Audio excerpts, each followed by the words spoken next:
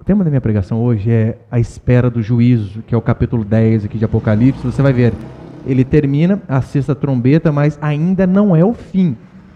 Está ali aos 45 do segundo tempo. Então, é de suma importância a gente entender aqui. Mas vamos lá. A sétima trombeta, ela é a proclamação do juízo final. É o que diz a Escritura. Mas antes dessa sétima trombeta, o que nós vemos aqui é um prelúdio. O que vai acontecer antes do fim, assim como desde o capítulo 1, João vem tendo revelação, vem escrevendo, e a Escritura vem nos dizendo. Aqui vai mostrar justamente aquele período pouco antes da trombeta ser tocada. E diante disto, vai mostrar qual deve ser a minha atitude enquanto isso não acontece. Enquanto o Senhor não volta de uma vez por todas, enquanto o juízo de fato não acontece, aqui são ditas algumas coisas para mim e para você. Ditas coisas principalmente para que eu e você venhamos a manter a fé, esperança. Lembra do contexto das 7 igrejas? Eles foram perseguidos, eles foram mortos, muitos foram decapitados, sofreram horrores. E estas coisas aqui foram escritas para nos mostrar que, mesmo em meio ao sofrimento, à dificuldade, às angústias que este mundo nos faz passar, nós não devemos desanimar. Devemos lembrar que, assim como aquelas igrejas passaram muitas dificuldades, assim também vai ser conosco. É por isso que é difícil. Eu não sei como muitos conseguem pregar a Escritura sem falar de sofrimento, sendo que ela está por toda a Bíblia. Jesus Cristo diz a palavra de Deus que ele aprendeu pelas coisas que sofreu.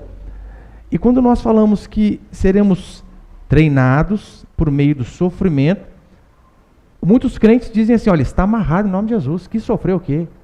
Você vai andar em vitória. E então a primeira dificuldade, a primeira tribulação, ele acaba afundando na fé. Mas a Escritura vem justamente nos preparar para este momento. O que nós como igreja devemos fazer enquanto Deus não julga o mundo? E é isso que vai tratar aqui o capítulo 10. Eu quero passar apenas 2 princípios. Põe o primeiro ali, por favor. Primeiro, Deus está no controle. Constantemente, Apocalipse mostra isso. O Senhor controlando todas as coisas. Aqui nós vemos a descrição do anjo.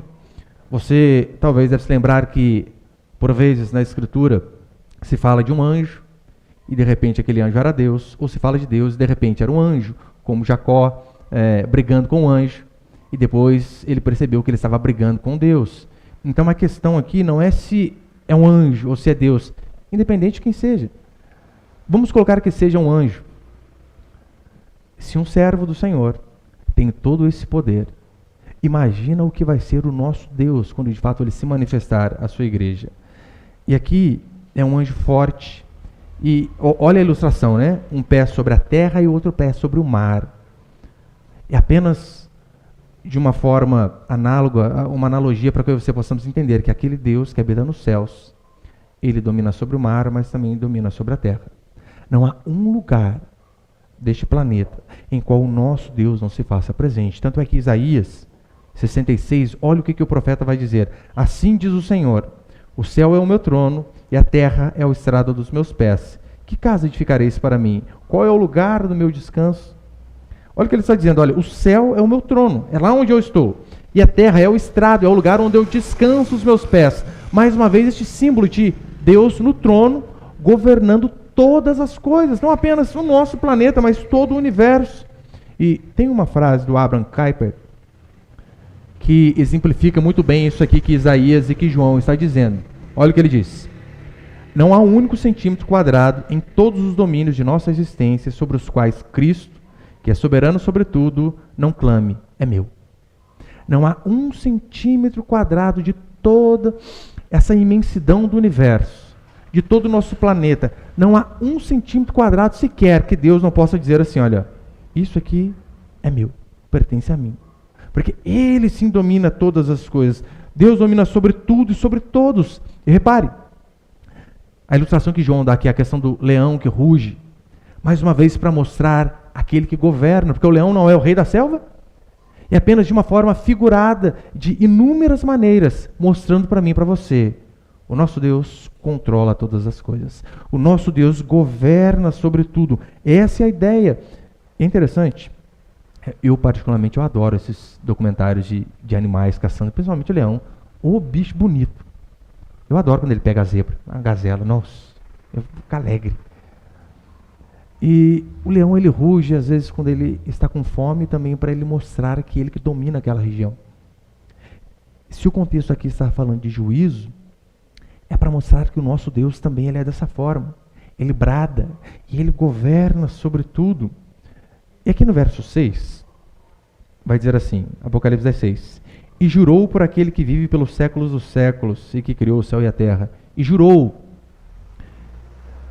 A Escritura, ela fala que há alguns casos específicos onde sim podemos fazer os juramentos. Eu sei que muitas pessoas dizem, olha, nunca juro por ninguém. É claro, aqueles juramentos falsos, né? Do tipo, eu juro pela minha mãe morta atrás da porta. Isso aí não vale, né? Mas a Escritura coloca alguns juramentos. Aqui, ele jura. Olha uma cerimônia que é de suma importância para o ser humano. Casamento. O que nós fazemos ali no casamento? Juras? Eu fui a um casamento esses dias e eu achei muito interessante que o pastor, no final, né, depois de falar, olha, eu aceito fulano e prometo honrar-te, respeitar-te na saúde, na doença. Saúde. Com dinheiro, sem dinheiro. E depois, no final, ele colocou assim, olha, eu prometo tudo isso pela minha honra. Eu coloco o meu nome, eu coloco a minha honra, mostrando que eu vou cumprir tudo isso aqui que eu prometi. Então, há algumas ocasiões que nós podemos, sim, jurar, não por besteiras, né? Ah, você vai lá em casa amanhã, eu juro que vou. Não, isso a Bíblia diz que não convém. Mas em casos solenes, como casamento, quem é militar é que sabe. Juramento à bandeira, às vezes precisamos fazer o nosso compromisso para com a nação. Então, quanto a essas coisas, não há problema. E no versículo 1, fala a respeito do arco-íris, que diz assim, então vi um anjo forte que descia do céu, vestido de uma nuvem, por cima de sua cabeça estava o arco-íris, seu rosto era como o sol. Você lembra? O arco-íris, ele era o símbolo da aliança de Deus com o povo, de Deus ter dado mais uma chance àquela nação podre e corrupta. Deus tinha feito todas as coisas, o homem vai e peca, Deus mata todos afogados, com exceção da família de Noé, mas ainda assim, Deus que deveria matar a todos, porque todos desobedeceram a Deus, ainda assim, ele age com misericórdia. Então, o arco-íris ali é o símbolo de uma nova chance. E lembra aqui do contexto das últimas pregações. 6 trombetas foram tocadas. Na última trombeta, 1/3 da humanidade morre. Nesse 1/3 da humanidade morrendo, ainda assim é possível nós vermos a graça, a misericórdia e Deus dando mais uma chance para nós. Por quê? 2/3 permaneceram vivos. É só a gente olhar para o nosso dia a dia, gente. Morre pessoas todo dia. Eu não lembro qual site eu lia essa semana, dizendo que teve um mês que, por incrível que pareça, morreu mais gente que nasceu. Via de regra, nasce mais que morre. E morreu mais gente que nasceu. Mas ainda assim, que morra 1/3, como foi na peste negra ou como foi aqui em Apocalipse. Os outros 2/3 têm oportunidades diárias de se acertar com o Senhor, de se arrepender dos seus pecados. Então aqui o arco-íris é mais uma vez para simbolizar, Deus continua sendo misericordioso para com o seu povo. É por isso que Isaías vai dizer assim, buscai ao Senhor enquanto se pode achar. Por que enquanto? Porque vai haver uma hora que a porta de fato vai fechar. Vai haver uma hora que não vai haver mais busca pelo Senhor, porque a porta fechou. Então, é de suma importância que nós sempre venhamos a lembrar, mesmo sendo cristãos talvez há anos, de que cada dia o Senhor nos dá a oportunidade de nos arrependermos dos nossos pecados, daquilo que nos afasta do nosso próprio Deus. E o arco-íris vem logo depois do dilúvio justamente para mostrar isso. E quando a última trombeta vai tocar, para mim, eu não sei.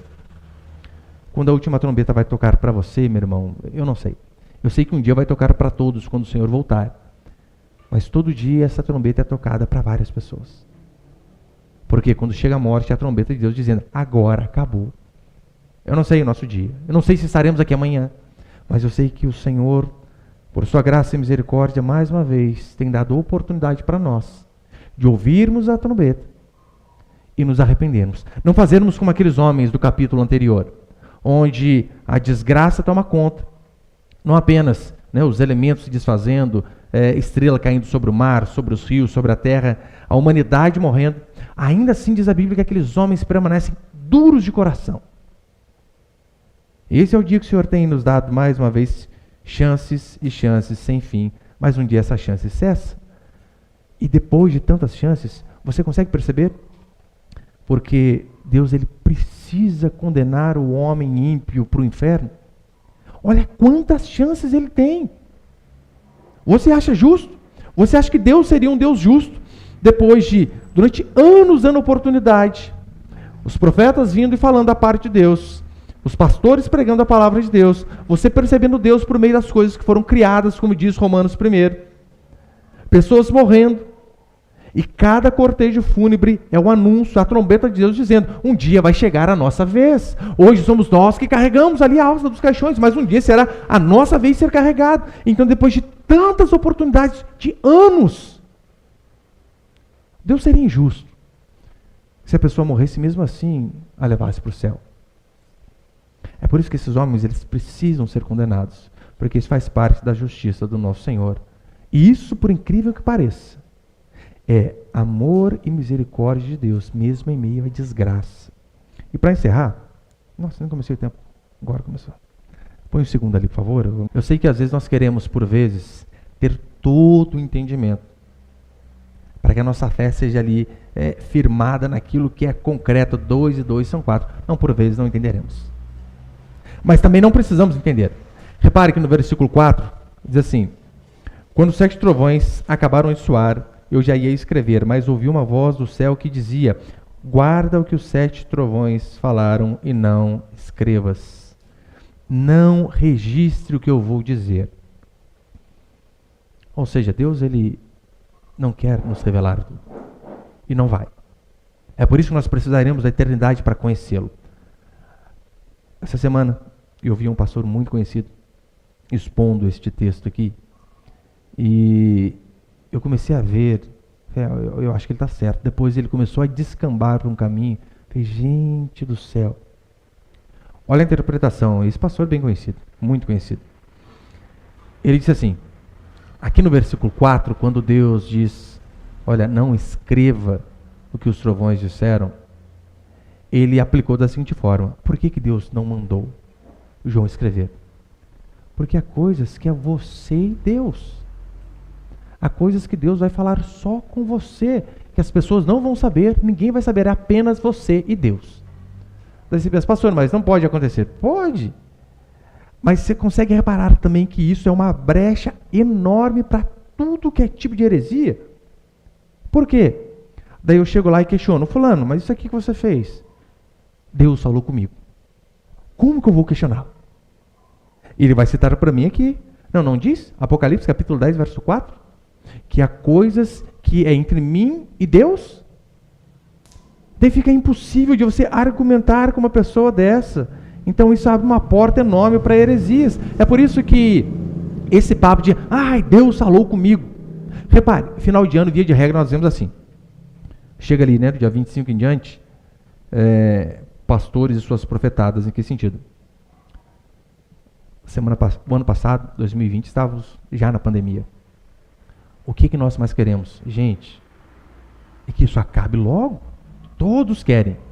Mas aí aparece o iluminado dizendo, Deus falou comigo. O quê? Este ano vai ser o ano da cura. Eu falei, gente, estava morrendo 1.000 pessoas por dia o ano passado, esse ano 4.000. Mas o outro pastor disse, não, Deus falou comigo que este ano vai ser o ano da família. Ou que este ano vai ser o ano da prosperidade. Mas calma aí. Como assim? Deus falou uma coisa com cada um? Daí quando você vai argumentar, ele diz, sim, Deus falou comigo, isso é entre eu e ele. Por isso que, talvez, a única forma da gente saber se alguém está falando da parte de Deus ou não está aqui, nos 66 livros da Escritura? Se está aqui, foi Deus. Se não está, meu irmão, foi fruto de uma feijoada, talvez, que você comeu no dia anterior.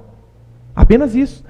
Agora, se foi Deus que falou com fulano, como esse pastor aqui interpretou, imagina o seguinte, eu já falei várias vezes esse exemplo, mas tem que citar, não tem outro melhor. Uma vez um pastor foi ao Fantástico e ele disse que Deus tinha mandado ele ter um filho com a vizinha. Deus mandou. E ele foi lá e falou pro marido da mulher, né? O seguinte, o Todo-Poderoso apareceu para mim aí. Falou que essa mulher tem que ter um filho. Meu. Sabe o que o marido dela fez? Se foi Deus, quem sou eu para ir contra? E deu a mulher, gente. Como que você discute com uma pessoa dessa? Não há argumentos.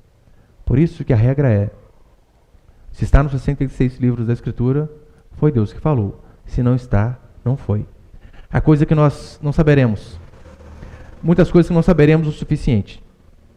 Mas aquilo que você precisamos identificar, saber em relação à salvação, em relação à obediência a Deus, em relação à nossa vida aqui como servos do Senhor, tudo isso está na Escritura. Tem uma frase de Martinho Lutero que eu acho que ele sintetiza, resume de forma maravilhosa. Isso aqui que diz o Apocalipse, capítulo 10. Ele diz assim: fiz uma aliança com Deus, que Ele não me mande visões, nem sonhos, nem mesmo anjos. Estou satisfeito com o dom das Escrituras Sagradas, que me dão instrução abundante. E tudo o que eu preciso conhecer, tanto para esta vida, quanto para a que há de vir. Olha o que Lutero está dizendo. Eu não preciso que anjo venha me dar revelação. Não preciso. Eu não preciso de visões, não preciso de nada. Porque as Escrituras Sagradas, elas contêm o suficiente.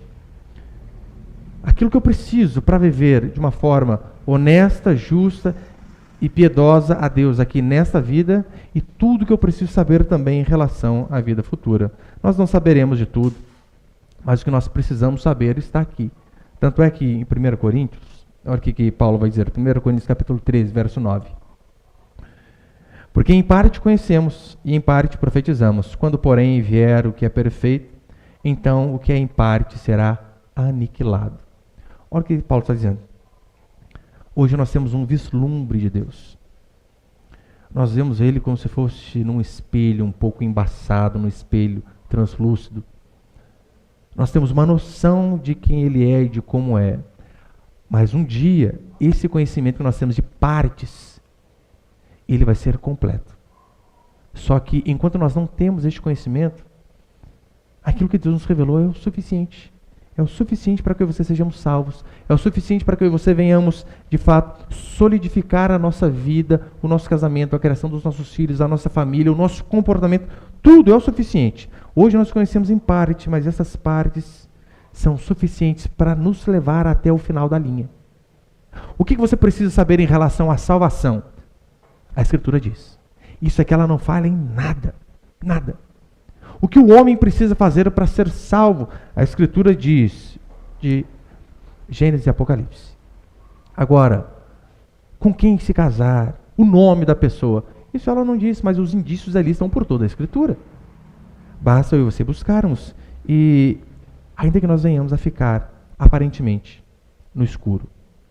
Porque tem vezes que a gente não sabe para onde correr. Você nunca teve essa experiência? O que eu faço agora, gente? Estou perdido. Mesmo sendo cristão, às vezes vai acontecer isso. Mas ainda assim, isso não é motivo para que eu e você venhamos a nos desesperar. Ainda que a nossa vista não consiga enxergar o final da estrada lá por conta da neblina. Pode ter certeza, há um Deus que está em cima, que já está vendo o final da estrada. O que cabe a mim e a você é não nos preocuparmos se a nossa visão chega até o fim, mas de olhar para cima e saber, é Ele quem está guiando. E se é o Senhor quem está guiando, eu posso descansar. Você não precisa ter todo o conhecimento.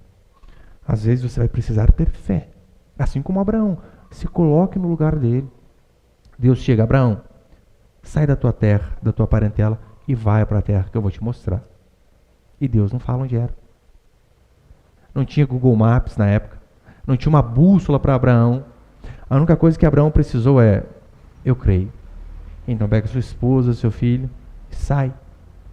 Você consegue imaginar? José do Egito. Ele então é o irmão mais novo e os seus irmãos queriam matá-lo.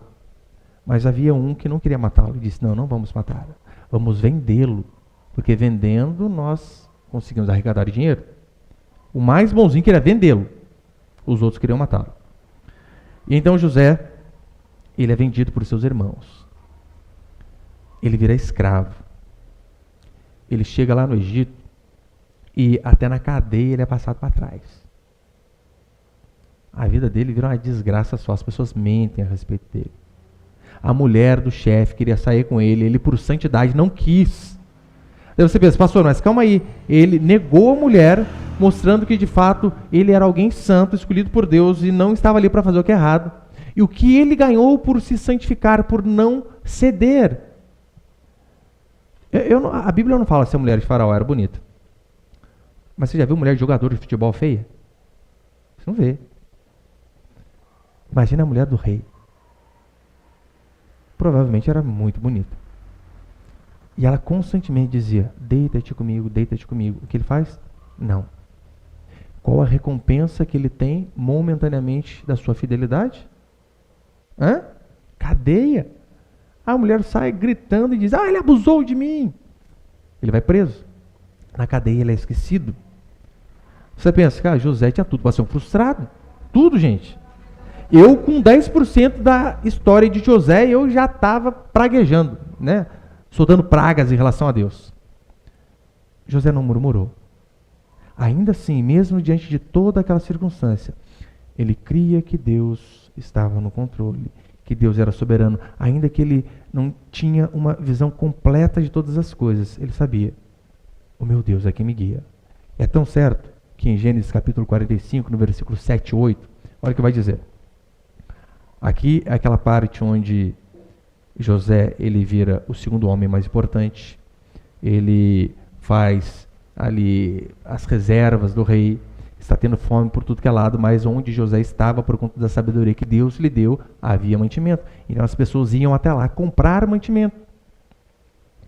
E então os irmãos de José, que achavam que ele tinha morrido, vão ao Egito buscar alimento. Na primeira vez, José não se revela a eles, na segunda, José se revela. Imagine se é você, o irmão dele. Gente, você tentou matar ele, cara, não conseguiu, você vendeu. E foi e falou uma mentira para o seu pai, dizendo, um animal pegou José, a gente trouxe só a túnica dele. E você trouxe uma tristeza enorme para o seu pai, durante anos, pensando que o filho preferido dele mais novo tinha morrido. Só que então esses irmãos, eles chegam lá e de repente, pá! Quem é o segundo homem mais importante? O irmão que nós não tivemos coragem de matar e vendemos. Como que você ficaria, meu irmão? Na hora, falei, acabou a gente. A gente tentou matar ele, agora ele vai nos matar em praça pública. Acabou. José, ele tinha tudo para ser vingativo. Mas ele não cantou sabor de mel. Ele sabia que, sendo vendido, sendo escravizado, sendo tido por mentiroso, mesmo não mentindo, sendo preso de forma injusta e sendo esquecido na prisão, ele tinha certeza, Deus está no controle. É o Senhor quem governa. E aquilo que Paulo diz em Romanos capítulo 6, que todas as coisas cooperam, Romanos 8, né, que todas as coisas cooperam para o bem daqueles que amam a Deus, ele sabia, tudo coopera. Meu Senhor, ainda que as coisas não saiam do jeito que eu queira, eu sei que todas as coisas cooperam para o meu bem. E olha o que vai dizer em Gênesis, volta ali, em Gênesis capítulo 45, versículos 7 e 8. Olha ele falando para os irmãos dele depois de se revelar. Deus enviou-me adiante de vós para vos conservar descendência na terra e para vos preservar a vida como um grande livramento. Então ele está ali, os irmãos estão diante dele, ele podendo se vingar, com razão aparentemente. O que ele faz? Se vinga? Não, ele diz assim, vocês intentaram o mal contra mim, não foi? Mas era Deus que estava no controle. Então o que aconteceu? Esse mal que vocês intentaram contra mim, Deus fez ele se transformar em bem. A ponto de o Senhor ter me mandado adiante de vós. Então ele diz que todo aquele sofrimento, toda aquela desgraça estava no controle do Senhor. É por isso que ele não ficou desesperado. Então ele diz, Deus enviou-me diante de vós para vos conservar descendência na terra e para vos preservar a vida como um grande livramento. Sabe qual é o nome de um dos irmãos de José? Judá. Havia uma profecia que o Messias, o Salvador do mundo esperado, ele viria da tribo de Judá. Então José, ele consegue, diante de tanta desgraça na sua vida. Sabe, Deus fez com que eu passasse tudo isso, para que o Salvador pudesse vir e salvar a outros. É por isso que ele não ficou desesperado. É por isso que ele não ficou angustiado, mesmo em tamanha desgraça, mesmo em problemas terríveis. Hoje as motos estão dose, hein? E no verso 8 diz assim: assim não fostes vós que me enviastes para cá, mas sim Deus que me colocou como pai de Faraó, como senhor de toda a sua casa e como governador de toda a terra do Egito. O que ele diz? Não fostes vós que me enviastes para cá. Vocês pensam que vocês me venderam para aquela caravana egípcia lá? Vocês estavam dando fim em mim? Não, era Deus. Deus operando por meio das mãos iníquas de vocês. José não sabia o que iria acontecer, mas ainda assim ele não perdeu a esperança. E assim deve acontecer comigo e com você também. Ainda que o mundo pareça cair sobre nossa cabeça, perder a esperança jamais. Hoje conhecemos em parte, um dia conheceremos por completo. E para encerrar, põe o terceiro ali, depois ele manda comer o livro, como nós lemos aqui, né? Verso 9. Então fui ao anjo e pedi-lhe que me desse o livrinho. Ele me respondeu: pega-o e come-o. Ele será amargo no estômago, mas doce como mel na sua boca. Você sabe, aqui é uma descrição figurada, né? Não era literalmente para a pessoa pegar lá, dar uma mordida na Bíblia. Claro que não, apesar que tem pastor que cheira a Bíblia. Não era para isso. Era apenas para mostrar em que sentido. A palavra de Deus é o alimento. Lembra quando a Escritura já diz isso? Nem só de pão viverá o homem, mas de toda palavra. Toda palavra que procede do Senhor. Só que repare, aqui há algo peculiar nesse alimento. Esse alimento ele traria algo doce, a princípio na boca, mas o estômago seria amargo. Porque a palavra de Deus, quando ela é pregada de fato, de verdade, acontecem essas duas coisas comigo, com você. Você ouve ali e está lá. É isso que eu precisava. É aquele doce na boca. Mas às vezes ela cai no estômago amargo. Em que sentido? Ela vai confrontar a mim e a você. A palavra de Deus sempre vai confrontar. É a falsa pregação que é apenas doce. Se você ouve pregações constantemente e você sai dali sempre apenas se sentindo bem com você, é um dos indícios que você não esteja ouvindo a palavra de Deus de verdade. Porque a Escritura diz que ela vai ser doce, mas também vai ser amarga. A Escritura diz que a palavra de Deus ela é como uma espada. E o que a espada faz? A espada rasga, fura, nos arrebenta. Daí você, a vida inteira, você é criada com base... Você, mulher, por exemplo, primeiro. Você é criada com base naquela série Eu, a Patroa e as Crianças. Daí você vem para a igreja, você ouve, nossa, quem manda em casa é o marido. Gente, e agora? A vida inteira eu governei. Vou ter que passar o meu trono. Aí quando você ouve a gente pregando a Escritura, dizendo que o feminismo era o demônio, que você não pode querer governar o lar, que essa é uma função do homem, que Deus lhe deu. Se você foi criada no Brasil, você é feminista por natureza, não tem como você ouvir isso aqui e não ficar bravo. Ontem mesmo, quando eu estava com uma moça e de repente ela soltou a pérola, né? Porque meu marido queria jogar bola, eu deixei. Como assim, gente? Eu deixei. Esse é o instinto da mulher, naturalmente falando, antes de converter. E depois de converter, ela continua com essa natureza aqui. Daí você começa a ouvir: olha, você precisa ser submissa ao seu marido. As suas roupas são indecentes. Você precisa mudar sua vestimenta, o seu palavreado. Você cria os seus filhos de forma errada. Isso aqui você não pode. Meu irmão, quer deixar a mulher louca da vida, é falar sobre submissão, roupa, e que ela está criando filho errado. Se falar as três juntas ainda, nossa, se prepara que a cabeça vai embora. É uma grande chance. Aí como pode? Você ouve a Escritura dizer essas coisas e você continua achando que a palavra é apenas doce. Você é confrontado. O homem da mesma forma. Porque às vezes a vida inteira ele acostumou com a mulher mandando. Daí então ele ouve: não, mas é você que tem que governar a sua casa. Daí para ele automaticamente ele se sente como um banana. Daí ele fica ali: não vou mais à igreja. Vou mudar de igreja. Será que às vezes não é melhor nós ouvirmos a Escritura e mudarmos? Eu lembro quando eu fui para a igreja, eu já tinha filho. Meu filho mais velho era bem pequeno. E eu morava junto com a minha esposa, não era casado. Toda vez que o pastor falava sobre casar, que era errado morar junto sem estar casado, gente, a cadeira parecia que criava espinho. Quem é ele? Eu que sei da minha vida, eu quero e ela quer, qual o problema? Então você vai ouvindo aquilo ali, que morar junto é pecado, que casamento até que a morte separe, sobre fidelidade com dízimo, com oferta. Você sabe, né? Deus toca o coração da gente facilmente, mas o bolso às vezes demora. Quantas vezes eu estava lá no louvor em lágrimas. Deus é bom. Aleluia, Deus, minha vida é tua. Tudo que eu tenho é teu. Traga o seu dízimo, a sua oferta. E enviado o cão. Como que pode Satanás usar a boca do cara aqui no culto, gente? Fala para dar dinheiro. É porque às vezes o bolso demora um pouco mais. Então você ouve, você precisa ser fiel, você precisa contribuir. Essas coisas vão automaticamente nos confrontando. Agora, para quem ouve é ruim. A palavra assim, ela é doce e amarga. Mas para quem prega também. Pode ter certeza. Para quem prega, a palavra é prazerosa. Meu irmão, eu amo de todo o coração vir aqui e expor a Escritura. Ah, gente, isso é uma paixão. Só que você acha que eu colho frutos apenas bons disso daqui? Muitos são bons, eu fico muito feliz. Com o testemunho que eu ouço daqui, ali é maravilhoso. Mas constantemente a perseguição vem, continua, porque essa é a palavra de Deus. Olha para João aqui que escreveu Apocalipse. João, por conta do Evangelho, pregado por Jesus Cristo, ele foi liberto dos seus pecados. Ele foi salvo da condenação eterna.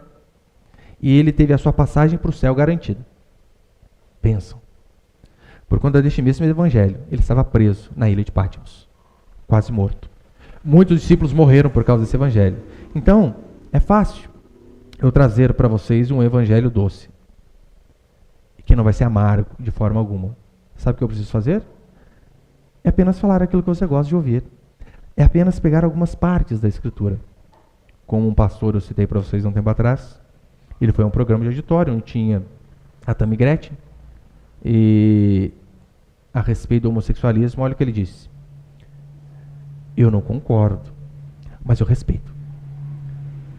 Ali ele conseguiu agradar gregos e troianos. Ele conseguiu ficar bem com os crentes, dizendo, com alguns crentes, né? Eu não concordo, a minha fé não permite.